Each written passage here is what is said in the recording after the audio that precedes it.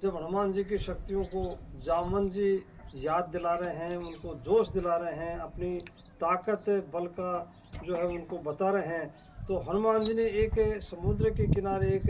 पर्वत था, सुमेरु पर्वत था, तो सुमेरु पर्वत के ऊपर चले जाते हैं और वो जो सबको कह करके जाते हैं कि जब तक मैं माता सीता का पता नहीं लगा लेता हूँ तब तक आप कंदमूल खाना और यहीं रहना। इस तरह से माता सीता का ज़रूर पता लगा करके आऊँगा, क्योंकि भगवान को जो है दूध बढ़ करके जा रहे थे, वो भगवान का नाम ले करके जा रहे थे। तो सुमेरु पर उस पर्वत के ऊपर जो है जब वहाँ से उसने छलांग लगाई, तो छलांग लगाने के ऊपर उस पहाड़ जो था वो पाताल में धंस गया था इस तरह से, और समुद्र को पार करके जा रहे थे। तो समुद्र ने भी कहा था एक पर्वत के लिए कि जो है आप इस पर्वत के ऊपर थोड़ा विश्राम कर लो, लेकिन भगवान ने, बजरंगबली ने मना कर दिया था कि जब तक मैं राम का काज नहीं कर लेता तब तक मैं आराम करने का, मुझे जो है इस तरह से फुर्सत नहीं है, मैं आराम नहीं कर पाऊँगा।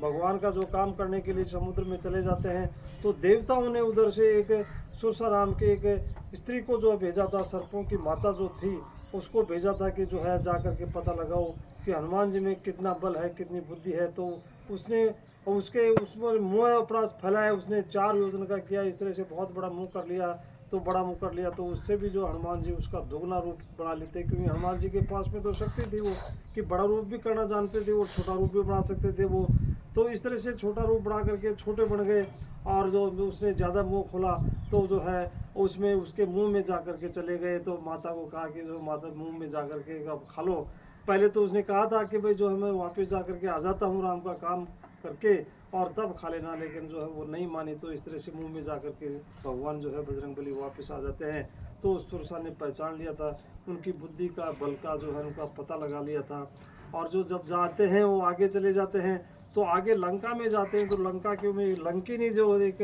राक्षसी थी, वो एक उसमें जो है एक समुद्र के बीच में एक ऐसी जो है और तो और थी, एक राक्षसी थी जो वो छाया को पकड़ लेती है, छाया को, यानी आकाश में जो भी जो पक्षी उड़ रहे थे तो उनको उड़ते हुए पक्षियों को, जानवरों को वो जो है अपनी समुद्र में छाया को देख करके समुद्र में गिरा लेती थी और खा जाती थी। तो हनुमान जी भी इस तरह से उधर से जा रहे थे, हनुमान जी की जब छाया देखी तो छाया देख करके जो हनुमान जी को भी गिराना चाहिए वो, तो इस तरह से उसको मार करके हनुमान जी उसमें लंका, उसमें समुद्र को पार कर गए थे। और लंकिनी के पास में जाते हैं तो लंकिनी उसमें जो इस तरह से द्वार के ऊपर बैठी हुई थी लंकिनी, तो वो कहती कि सारे के सारे चोर मेरे आहार हैं, इस तरह से तुम बच नहीं सकते, इस तरह से उसने कहा था। तो उसने हनुमान जी ने उसके एक मुक्का मारा और मुक्का मारते जो बेहोश होकर के वो गिर गई। अब गिरने के बाद में जब वो उठती है, अपने आप को संभाल करके उठती है, तो जो है उसने हनुमान जी को बताया कि हनुमान जी ने बताया कि जब रावण को जो है ब्रह्मा जी ने ये वरदान दिया था,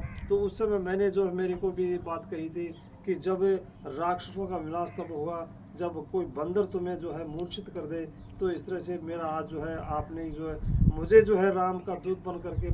नेत्रों से जो है आप दिखे हो, मेरे को दिखाई दी हो, तो मैं अपने आप को बड़ा धन्य मानती हूँ। इस तरह से जो है उसमें छाया पकड़ने वाली औरत को भी जो है हनुमान जी ने मार दिया था और अपनी बुद्धि का बल का इस तरह से परिचय दिया था। देवताओं ने भी जो उनका परीक्षा ले ली थी, तो जब वापस आ जाते हैं वो। धन्यवाद।